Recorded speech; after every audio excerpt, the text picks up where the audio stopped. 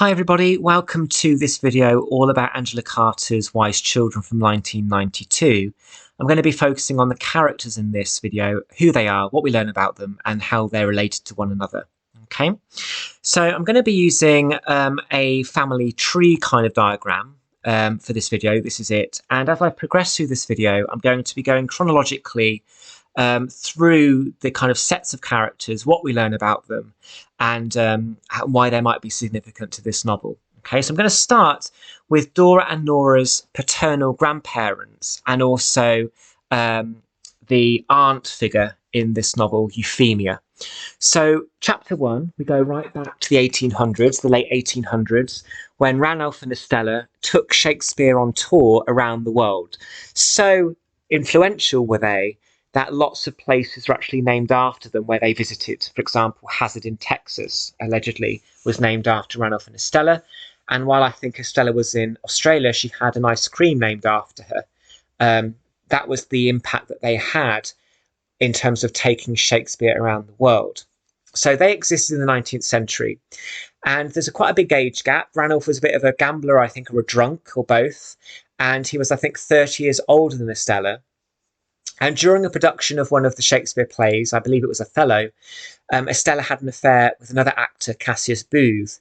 When Ranulph found out, he killed Estella, he killed Cassius, and he also killed himself. And as Dora said, there we go, they always had a gift for exits. So that is what happened to Dora and Nora's paternal grandparents. They met an untimely end in America. One of the other characters that's important in terms of bringing Melchior back to the UK is Euphemia, who is Melchior and Perry's aunt. She lives in Scotland. She's quite a stuck-up, quite kind of serious woman. And she rescued Melchior from the USA when he was 10, but she was unable to rescue Peregrine. And somehow Peregrine managed to stay in America as a child until he suddenly appeared in Bard Road after joining the US Army, or the Flying Corps. Ranulph and Estella's two boys are Peregrine and Melchior. They are like chalk and cheese. Peregrine embodies the comic mask. Melchior embodies the tragic mask. Peregrine is a clown-like figure who is representative of the carnivalesque, which is a literary theory all to do with disorder and revelry, and basically just celebration. And I've already put a video on my YouTube channel if you want to find out more about the carnivalesque theory in relation to literature. He gets easily bored, he disappears, he's had numerous different jobs, he's found oil, he's found gold, he's a conjurer, he's a magician, he's a director, he's joined the Secret Service, he's a wedding celebrant, he's all of these different things. And he's also, though, believed dead as well. We spend the whole novel thinking that he died from a plane crash after flying over the Amazon rainforest in his latest fad, which was to examine butterflies. So he is believed dead. Spoiler, klaxon, of course, at the end at the party, he materializes alive and well. So again, in comedy, reinforcing the fact that deaths and suffering are prevented. In this novel, not even death is the end. His brother is Sir Melchior Hazard, knighted because of his services to theatre. He has pretty much spent his whole life acting Shakespeare, and therefore he has aspired to the grand heights of high culture and acting Shakespeare on stage, which not every actor can do. He's the biological father of Dora and Nora, although he fails to acknowledge this until the end at the party, where after 75 years, he realises, actually, maybe I should call these kids my daughters because I am their father after all. And of course, reinforcing the fact that comedy is often about reconciliation. He was an orphan in America, aged 10, but like I said, he was brought back to Scotland by Euphemia, and he went down to London himself to pursue his dream of acting. So that is Melchior. Melchior is kind of a tragic figure. He's obsessed with this cardboard crown, which I would suggest is symbolic of flawed fatherhood or even flawed masculinity. And it's Peregrine, of course, that becomes the surrogate father figure to Dora and Nora when his brother basically doesn't want to know. Melchior marries 3 times. First wife is Lady Atalanta Lind, who is also affectionately known by Dora and Nora as Wheelchair. That is a nickname because she uses one because she's paralysed. It's implied that her daughters, Saskia and Imogen, pushed her down the stairs at Lindcourt Home Farm out of revenge. So that's why she is paralysed. And she has lived in Bard Road with Dora and Nora for 30 years in the basement. And they affectionately, take the mickey out of her, but they also, of course, care for her out of duty as well. Melchior's second wife is Daisy Duck, or Daisy Delaney.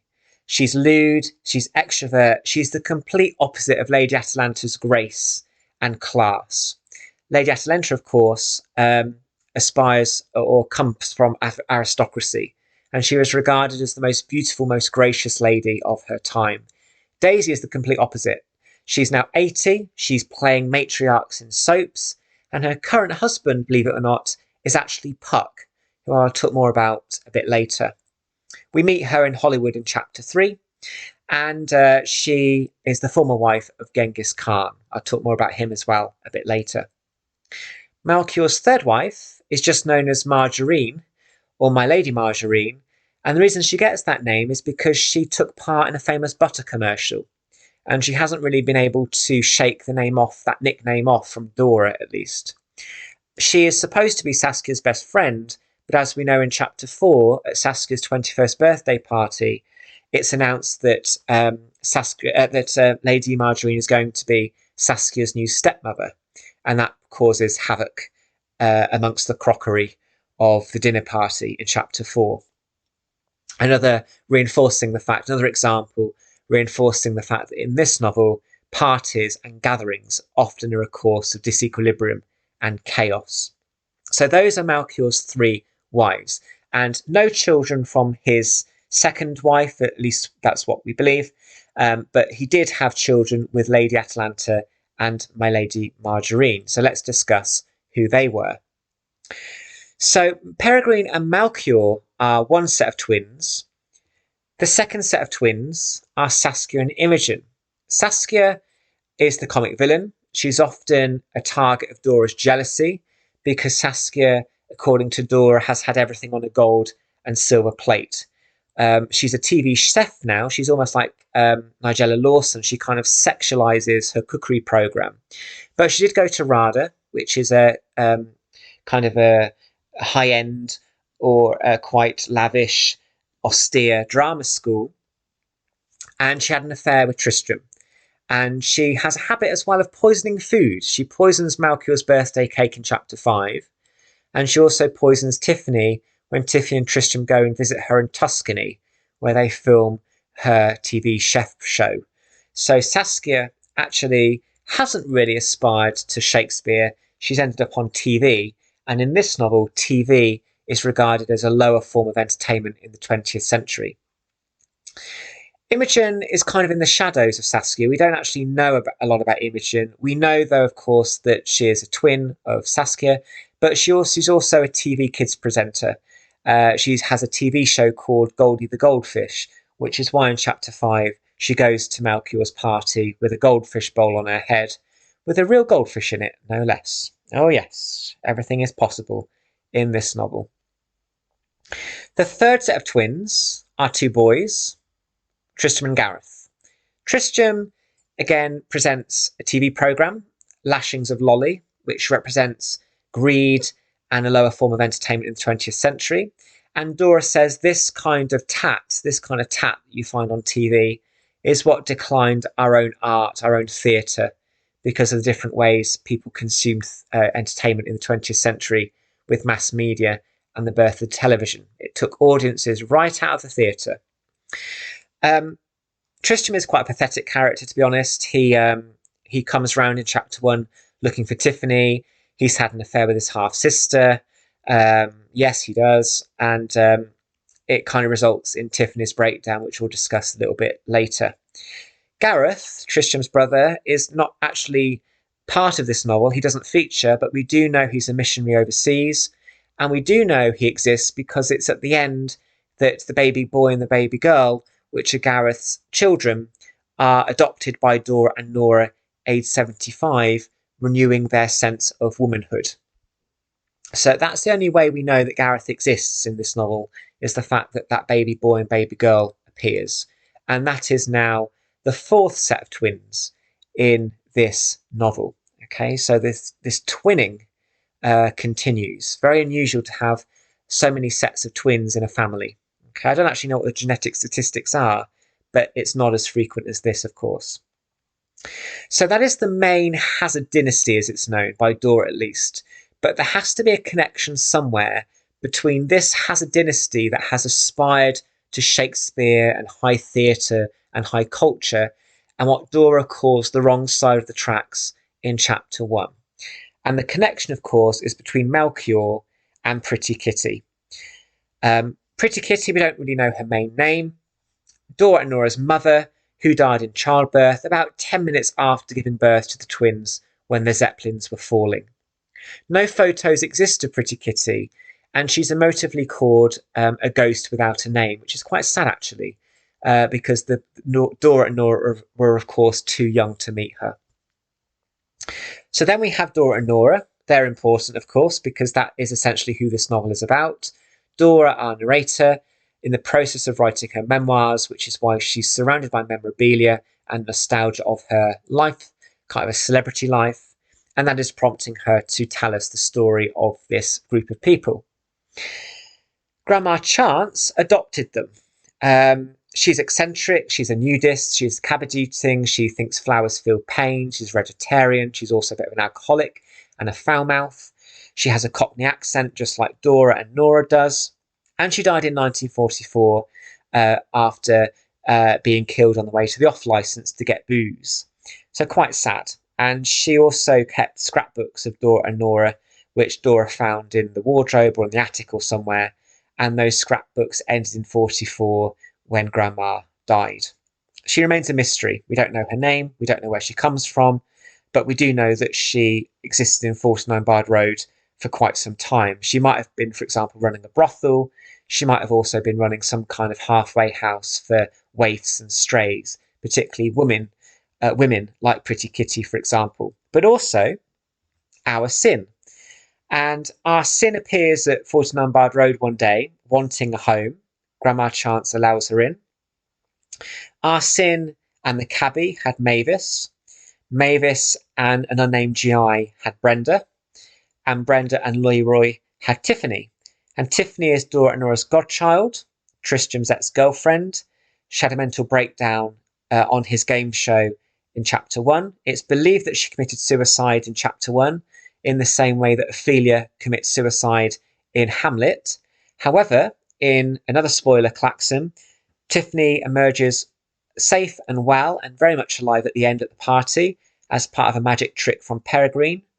And she emerges out of a trunk like a magic trick, emphasising how comedy can often be about renewal and the prevention of deaths and suffering.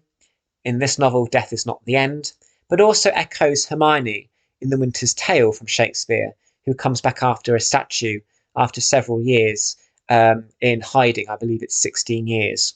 So Carter, of course, Shakespeare in this novel is never too far away. Carter uses him constantly.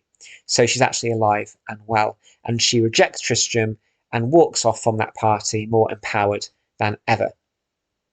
So those are our main cast of characters. And I use the word cast deliberately because this book is about performance, it is about illusion, it is about imagination, it is about art, it is about stagecraft, it's a postmodern novel, so time is always moving around back and forth, and it's about challenging the imagination and what is real and what is an illusion. And I think what Carter is saying with this novel is that there's a very fine line between the power of Shakespeare and stagecraft and storytelling and our real lives. It's almost as if our lives are a mixture of tragedy and comedy, like Shakespeare plays. So what I'm going to go on to next is to show some connections between these characters, how they all connect. And in order to do this, I'm going to remove these kind of labels in order to give me some more lines, more space to draw some lines. Okay, so the first set of lines is to do with marriage. So we've got the marriage between Ranulph and Estella and between Melchior's three wives here.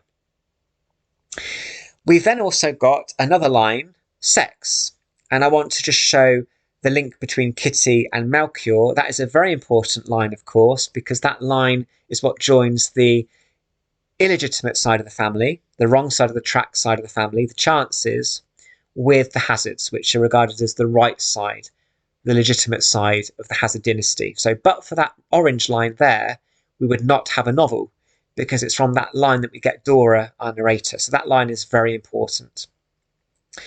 Beginning of chapter 1, wrong and right side of the tracks. It's like an extended metaphor in that page, showing the right and wrong side of the family. So either side of that line is the right and wrong side of the family. Then we have biological lines, lots of these. Children, sisters, brothers, and so on.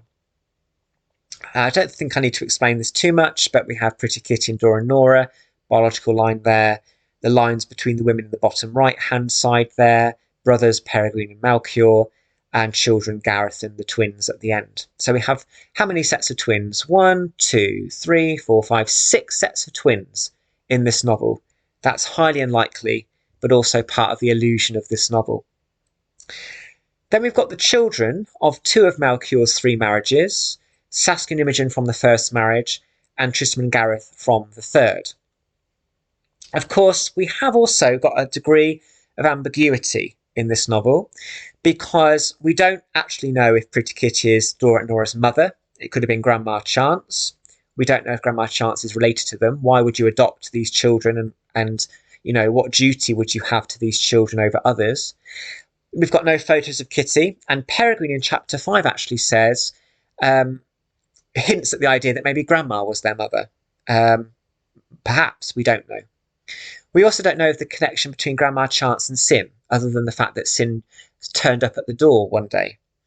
But we don't know if there's a pre-existing relationship there. More significantly, perhaps, on the left-hand side, we don't know for sure, certainly, with any certainty, perhaps, the involvement of Peregrine in these children. Peregrine could be responsible for fathering these children because Saskia and Tristram have red hair, just like Peregrine does. And that often follows down genetically. So maybe Peregrine is the father to these children, and Melchior has been made to believe that he was their father all along, when actually Peregrine slept with 2 of Melchior's wives. So some scandal there. So the grey lines are a bit of a mystery, a bit of ambiguity there. It's unlikely that if you're studying the aspects of comedy course with AQA, that you'll be asked about family relationships, unless they pair that with some degree of comic element, like confusion or farce or absurdity. But they won't ask you a question about the significance of the family tree in its own right, I would not think. I would not expect that. But that is how all these characters are linked together. 2 things I just want to go through before I finish this video. The first is the supporting cast. So if these are the main characters, these are the supporting cast. Again, you can obviously pause this video to look at who these people are. Puck and Bottom are taken from Midsummer Night's Dream, which of course are part of the illusion of chapter 3. Some of these are from Dora and Nora's childhood. Some of them are to do with sexual experiences, losing virginity, first boyfriends, and so on. Almost husbands in the case of Tony. Inspiration like Ross O'Flaherty, known as Irish, of course. And also Genghis, the director. And I've also given Shakespeare a box here, because of course he is the god of this novel. He's never too far away. And I think Carter managed to make reference to all but 2 of Shakespeare's plays in this novel. So no mean feat. And I just think this novel is wonderful in terms of structure. I have absolute kind of respect for Carter to write this kind of novel, particularly in an age before the internet and in an age before word processing. To have to write this out by hand or on a typewriter must have been no mean feat. And I would love to see the manuscript of this novel. It must be somewhere in an archive. I would love to see kind of how this novel was constructed and seeing the writer at work. So here we have, anyway, the supporting cast. Okay. Finally, because this is a novel, and because a film of this has not been forthcoming, there is a stage production which was done about 5, 6 years ago, um, which I think is available somewhere, directed, I think, by a lady called Emma Rice. Um, I wanted just to think about what these characters might look like, just as a bit of fun. And for me, I visualize these kind of characters. I haven't obviously included them all here, but we've got eccentric old characters. We've got the kind of notable red hair with the snake, this kind of Medusa figure. We've got Melchior's crown, this kind of King Lear like father figure, Macbeth kind of figure who's kind of flawed. These eccentric old women like Daisy and Grandma who like their booze and their drink. Pretty outrageous. But then Peregrine, I was talking about this recently with students. Peregrine is like a clown. He has this red hair. He has this elaborate kind of body size. You can imagine him wearing big shoes and big trousers. He's a magician, magic tricks, and that's what clowns do a lot of the time. It's part of their art. So I see Peregrine as this kind of clown figure, which is what I've included there. The complete opposite, of course, of Melchior, the more serious, stoic father figure, bottom right there. So I just thought that was fun. And you might want to think about yourself what you think these characters look like, and maybe do some fan fiction with them or some fan art or something. I just think it's fun to bring these characters to life. So those are the characters for Wise Children. I always say this novel is like a Rubik's Cube. It is a bit of a no mean feat to read this novel, but you have to keep going with it, because the longer you read it, the more things fall into place like a logic puzzle. So, and of course, it's deliberately written like that. That's part of the art of this novel. A part of why this novel, why it should be appreciated, is the structure and the language. It is a very descriptive, very elegant novel, with also lots of absurdity and comedic aspects in there as well. So hopefully that was useful in terms of the characters, and good luck with your studies. Thank you.